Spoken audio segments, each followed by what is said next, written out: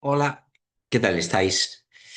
Bueno, hoy os traigo un contenido que no interesará a todo el mundo, imagino, pero sabéis que quiero poblar mi amigo Freud de contenidos de lo más diverso, ¿no? Porque un psicólogo, somos psicólogos, soy psicólogo, eh,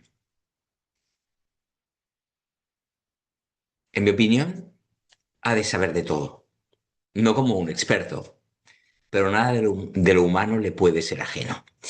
Así que hoy vamos a hablar de abogacía, de las profesiones de abogado y procurador.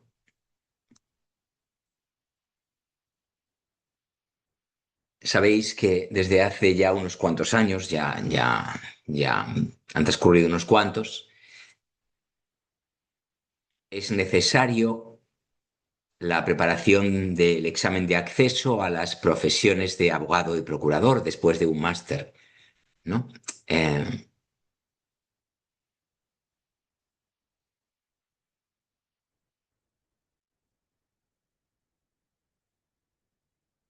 pues bien, os recomiendo, por cierto, la editorial Aranzadi para, para los materiales de contenido jurídico que podáis necesitar. Aranzadi, la ley en concreto.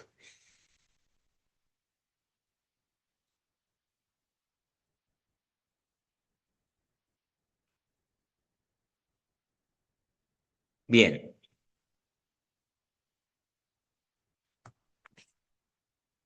vamos a comenzar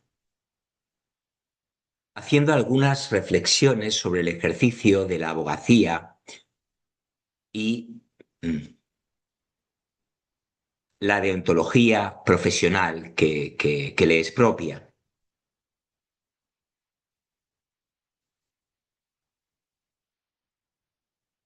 Habrá una parte teórica que no podrá eludirse, que comenzaremos con el Estatuto General de la Abogacía Española.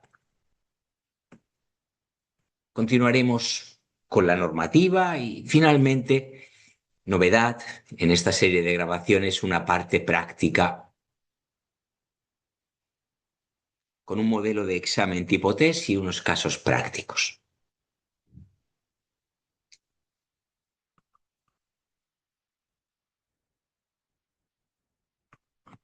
Hablaremos del ejercicio profesional de la procura posteriormente y de las obligaciones éticas y deontológicas del procurador o procuradora. Nuevamente, una parte teórica, el marco normativo de la procura, la postulación procesal en el derecho comparado será objeto de nuestro interés. Luego,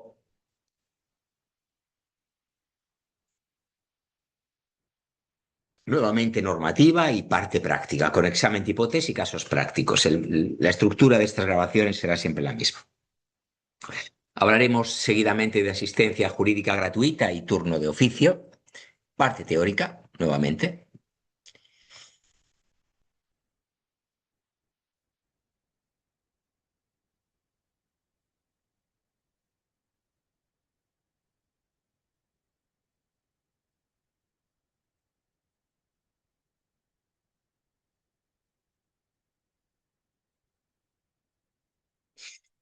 Hablaremos de asistencia jurídica gratuita, de competencia y procedimiento para el reconocimiento del derecho a la asistencia jurídica gratuita.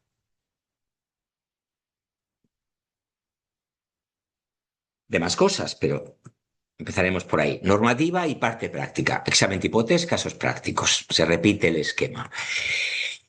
Seguiremos con las formas de ejercicio profesional, gestión del despacho, organización y marketing, contabilidad y fiscalidad, temas que tenéis que atender. Comenzaremos con la parte teórica, formas de ejercicio profesional de la abogacía, ejercicio individual, ejercicio en régimen laboral, ejercicio colectivo, y régimen de colaboración multiprofesional.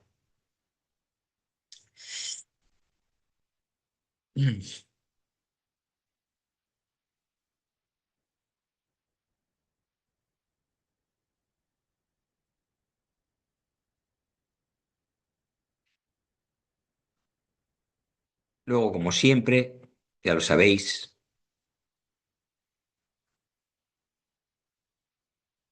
normativa y parte práctica. Hablaremos de honorarios y gastos, comenzando por la parte teórica. Los honorarios del abogado, nos interesa, ¿verdad?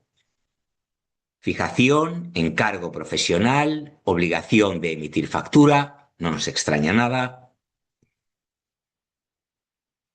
Criterios orientativos a efectos de tasación y jura de cuentas.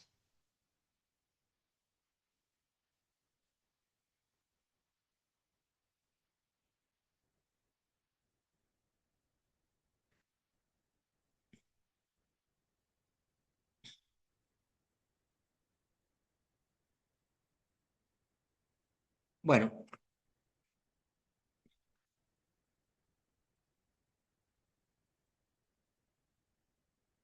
luego llegará el apartado de normativa y la parte práctica, como siempre, con un examen tipo test y unos casos prácticos.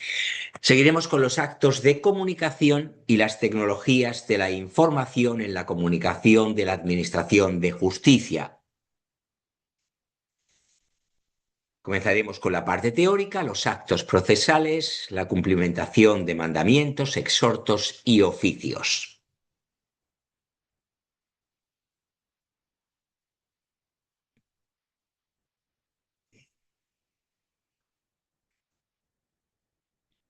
Y como siempre, el esquema siempre es el mismo, normativa y parte práctica.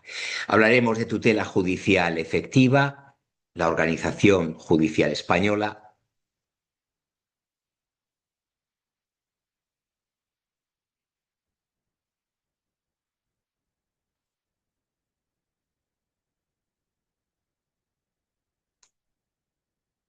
Comenzaremos, como siempre, con la parte teórica, tutela judicial efectiva, el derecho al juez ordinario predeterminado por la ley, el derecho a la defensa y a la asistencia letrada.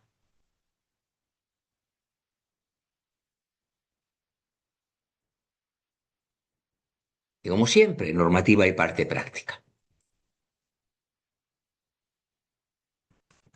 Seguiremos hablando del proceso, jurisdicción ordinaria, extensión y límites de los órdenes jurisdiccionales, los actos de auxilio judicial interno y de cooperación internacional.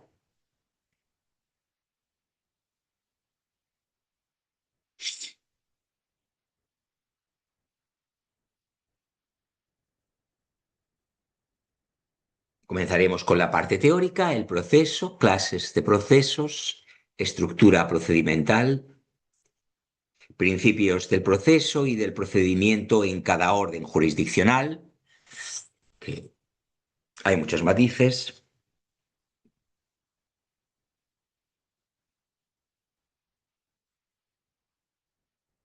Normativa y parte práctica. La representación procesal, comenzando por la parte teórica, hablaremos de la representación procesal, de la intervención del profesional de la procura, intervención preceptiva de procurador en cada orden jurisdiccional y excepciones.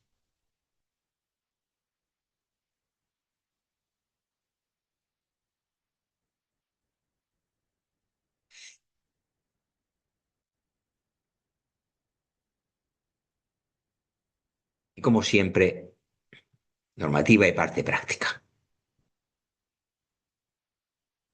Protección de los derechos fundamentales, el amparo constitucional.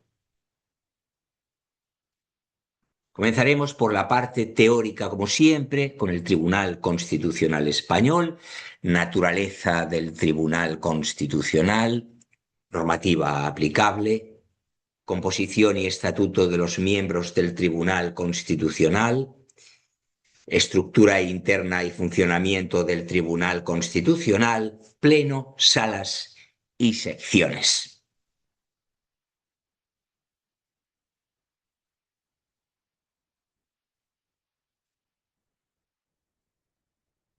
Y como siempre, ¿verdad? Normativa y parte práctica. El sistema jurisdiccional de la Unión Europea, si comenzamos, como siempre, por la parte teórica, hablaremos, pues eso, del sistema jurisdiccional de la Unión Europea, organización jurisdiccional de la Unión Europea, competencia de los tribunales europeos e internacionales, asuntos que se pueden plantear. Y como siempre, ¿verdad? Pues normativa y parte práctica. La defensa y representación en los mecanismos extrajudiciales de resolución de conflictos. El arbitraje, la mediación, la transacción, la negociación y otros.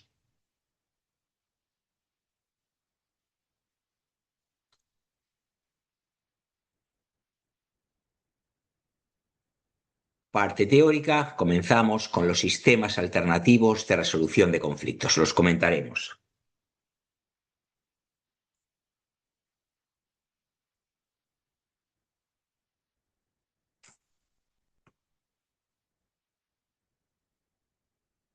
Normativa y parte práctica, como siempre.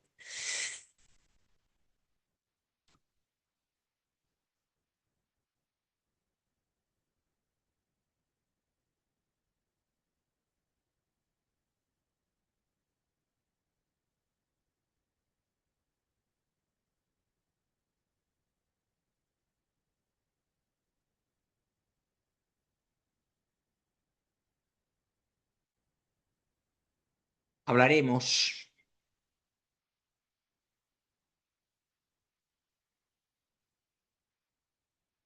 de la incapacidad para el ejercicio de la abogacía, artículo 11 de Legae,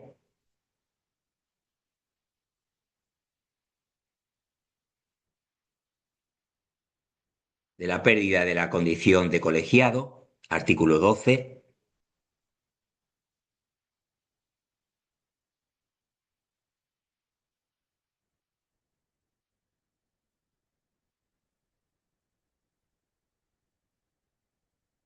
hablaremos de la responsabilidad de los profesionales de la abogacía y de las sociedades profesionales.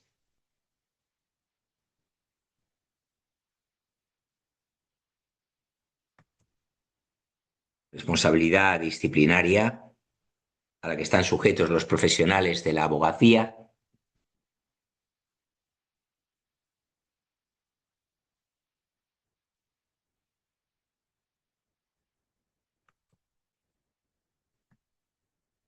Bueno,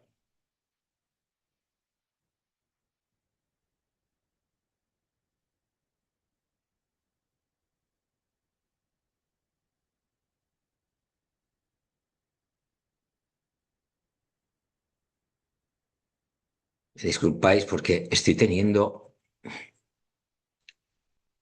algún problema.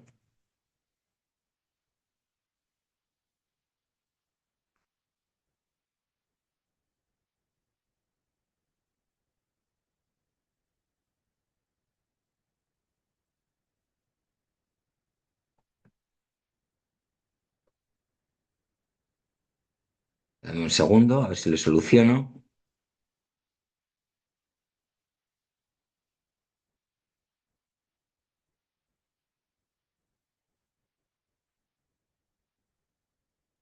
Vale, a ver, bueno, hacemos lo que podemos. Hay que darse de alta en el RETA o mutualidad alternativa, ya lo sabéis, mutualidad de la abogacía o alter mutua.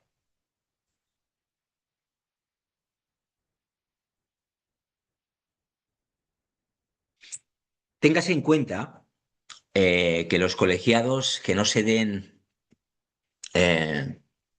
de alta en el RETA régimen especial de trabajadores autónomos, supongo que lo sabéis todos, o mutualidad alternativa, y no presten juramento o promesa ante el decano del Colegio de Abogados, eh, serán considerados abogados no ejercientes, no pudiendo desarrollar formalmente la profesión.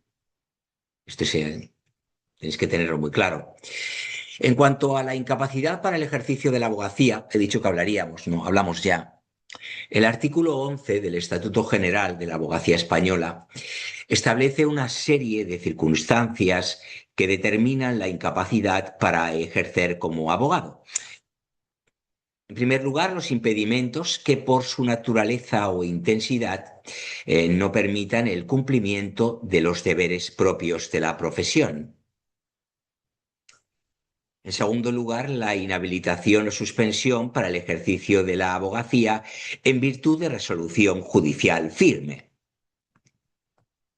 En tercer lugar, las sanciones disciplinarias firmes que lleven aparejada la suspensión del ejercicio profesional o la expulsión de cualquier colegio de la abogacía.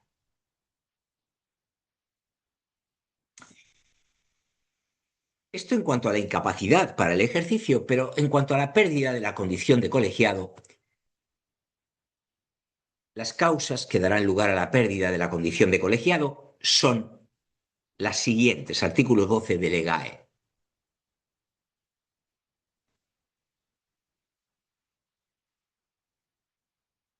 El fallecimiento, obviamente, no hay que explicarlo, la baja voluntaria, la falta de pago de las cuotas, en concreto son 12,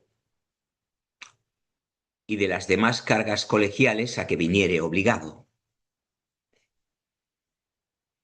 La condena firme que lleve aparejada la inhabilitación para el ejercicio de la profesión y, por último, la sanción firme de expulsión del colegio de abogados.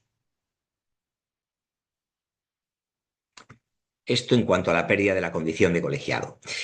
Hablemos ahora de la responsabilidad de los profesionales de la abogacía y de las sociedades profesionales.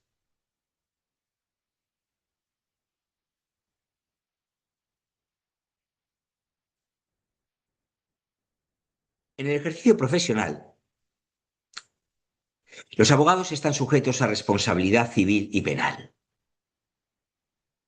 Además, los profesionales de la abogacía están sujetos a responsabilidad disciplinaria por infracción de sus deberes profesionales o deontológicos.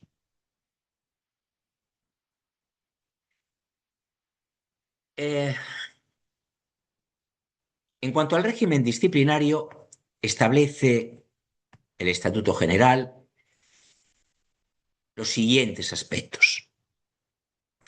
Principios y potestad disciplinaria.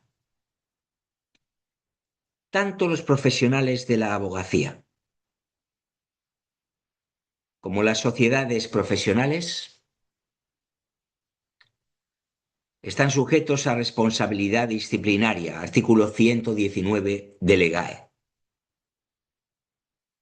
La potestad disciplinaria se ejerce en general por los colegios profesionales en cuyo ámbito territorial se hubiese cometido la infracción bajo los principios de legalidad, tipicidad, artículo 121 de Legae, y proporcionalidad, artículo 123.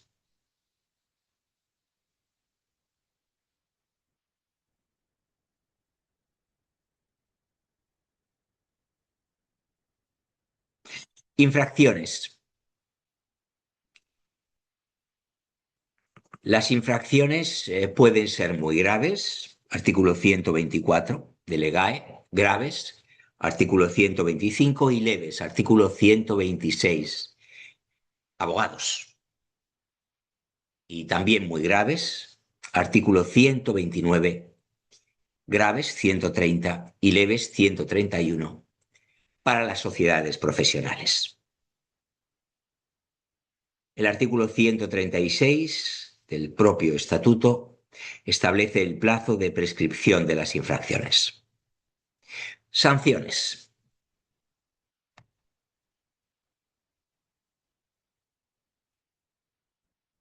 Las sanciones que pueden imponerse a los profesionales de la abogacía y que se harán constar en su expediente personal, artículo 122 de Legae, son apercibimiento por escrito, multa pecuniaria, suspensión del ejercicio de la abogacía, expulsión del colegio.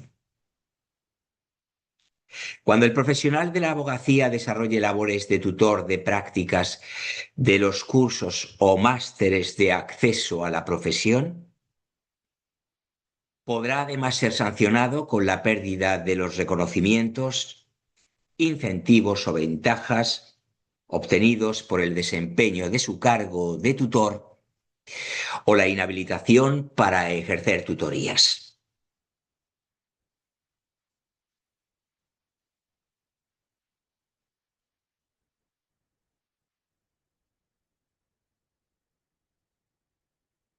Si se trata de sociedades profesionales, las sanciones podrán consistir en apercibimiento, multa o baja del registro colegial correspondiente. El artículo 137 del Estatuto establece el plazo de prescripción de las sanciones.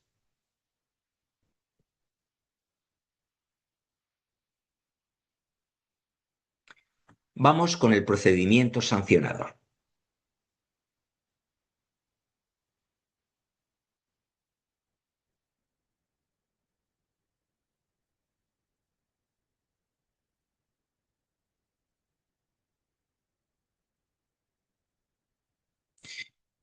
Conforme a los artículos 133 y siguientes de Legae, Estatuto General de la Abogacía Española, ya lo sabéis, las sanciones disciplinarias solo pueden imponerse en virtud de procedimiento instruido al efecto, que se inicia de oficio y se tramita conforme a las normas administrativas básicas que garantice al interesado los derechos a la información, formular alegaciones y defenderse.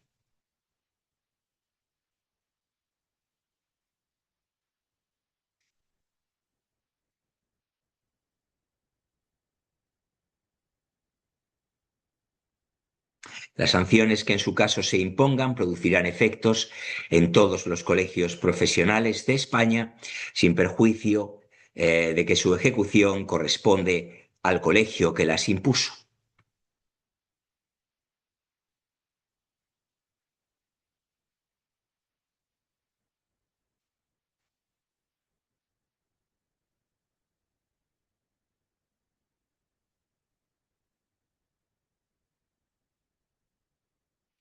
Regímenes disciplinarios especiales. Los artículos 140 y 141 de Legae establecen el régimen disciplinario aplicable a los colegiados no ejercientes y a los profesionales de la abogacía, tutores de prácticas externas de los cursos o másteres de acceso a la profesión, respectivamente.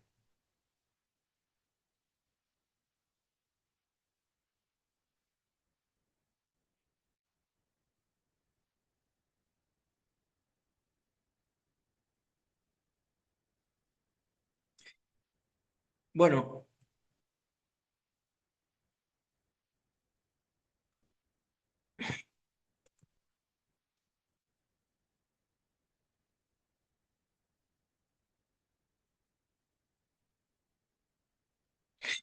vamos para terminar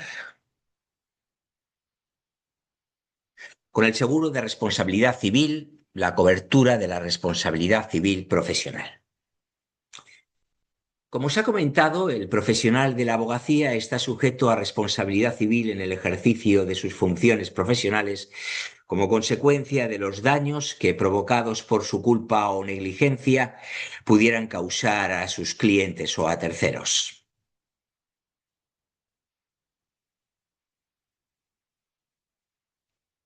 El artículo 20 del Código Deontológico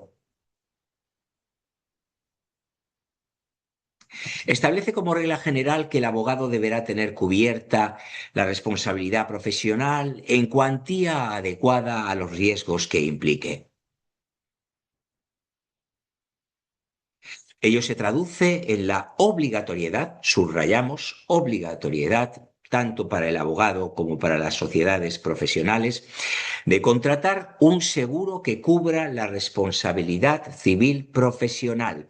De hecho, el artículo 125 del EGAE tipifica como infracción grave la falta de contratación de seguro o garantía para cubrir las responsabilidades por razón del ejercicio profesional.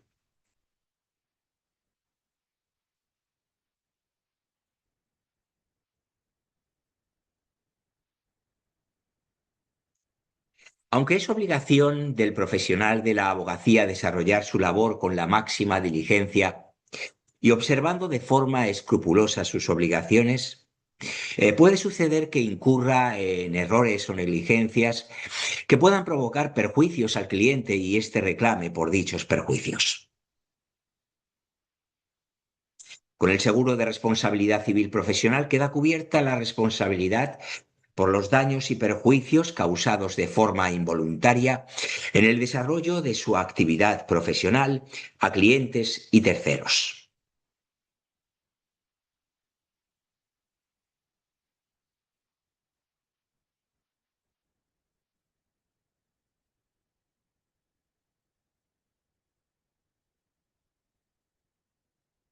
En general, los seguros de responsabilidad civil profesional cubren los gastos de defensa jurídica, las fianzas y los importes indemnizatorios que deban abonarse a los perjudicados.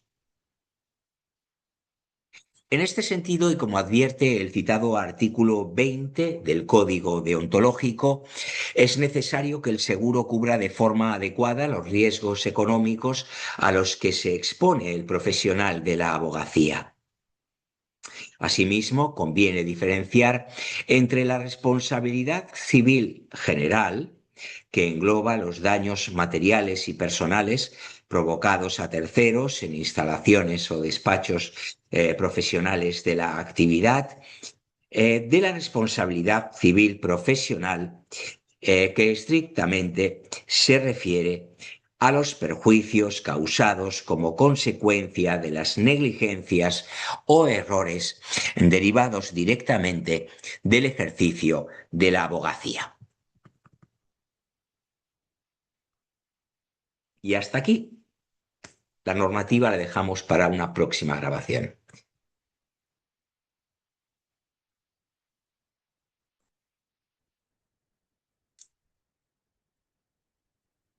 Bien, vamos a ver.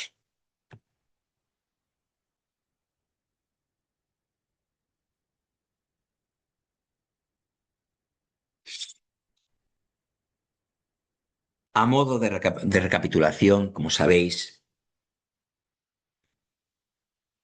bueno, podéis encontrar documentos en formato PDF o en cualesquiera otros que ofrecen una introducción práctica, a la abogacía y procura, combinando teoría y ejercicios aplicados para estudiantes y profesionales del derecho en España. Esto, información de servicio, que digo.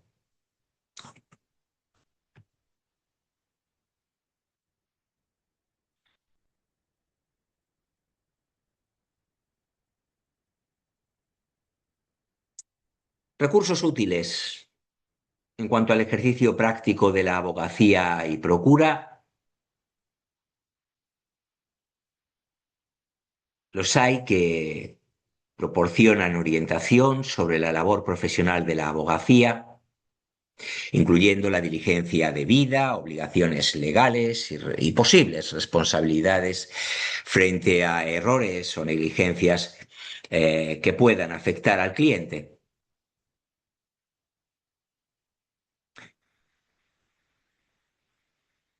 En Aranzadi, eh, Hay un ejercicio práctico de la abogacía y procura disponible en PDF para descarga directa.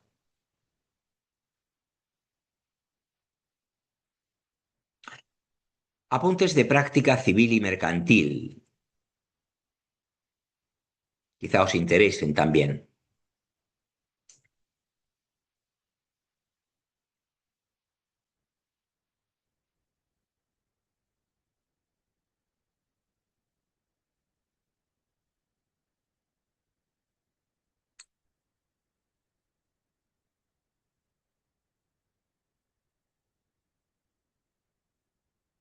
Bueno, existen apuntes en diversas plataformas universitarias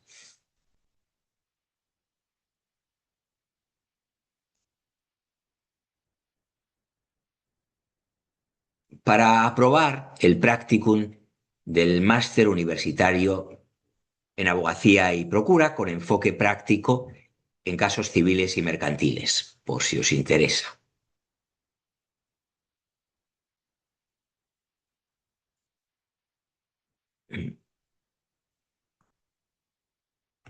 Aportamos también el memento profesional de abogacía y procura. Se trata de un memento práctico dirigido a abogados en ejercicio que funciona como guía rápida para la consulta de cuestiones habituales del ejercicio profesional. Ofrece una visión práctica y aplicada de la abogacía y la procura, ideal para estudiantes avanzados, si lo sois, y recién titulados, que desean familiarizarse con la práctica real. Disponible en formato PDF en Dialnet y otras fuentes universitarias.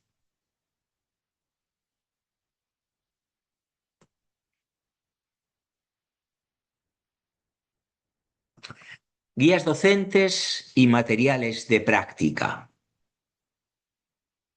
Otras fuentes de vuestro interés. Bien, según la metodología de estudios universitarios, muchas asignaturas del máster en abogacía incluyen simulación de situaciones reales, resolución de casos y elaboración de dictámenes. Esto facilita una comprensión práctica y aplicada del derecho procesal civil y la función de los procuradores y abogados en España.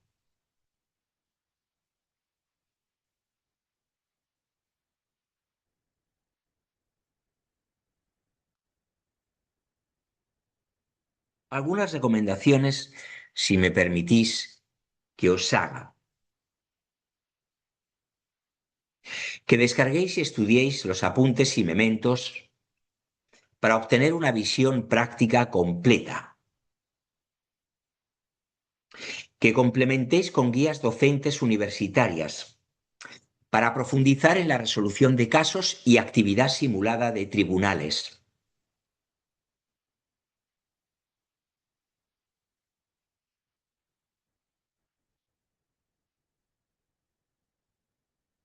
Que prestéis atención a la dualidad teoría-práctica. Siempre es necesario prestar atención a esta dualidad. Muchos documentos proporcionan conocimientos teóricos. Los ejercicios y ejemplos permiten aplicar la teoría a situaciones reales.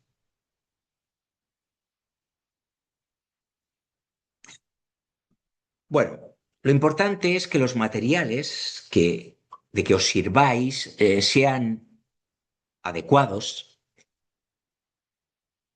como introducción práctica para estudiantes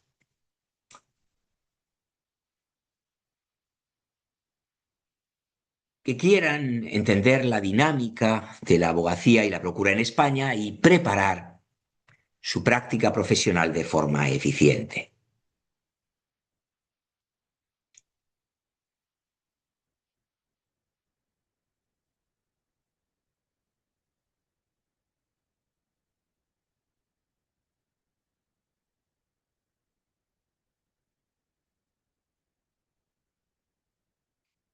Bueno, en próximas grabaciones Subiré una al canal sobre casos prácticos de abogacía civil,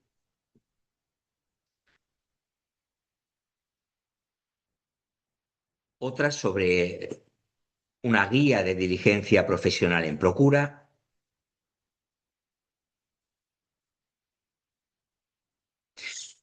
y otra más sobre simulaciones de juicios civiles.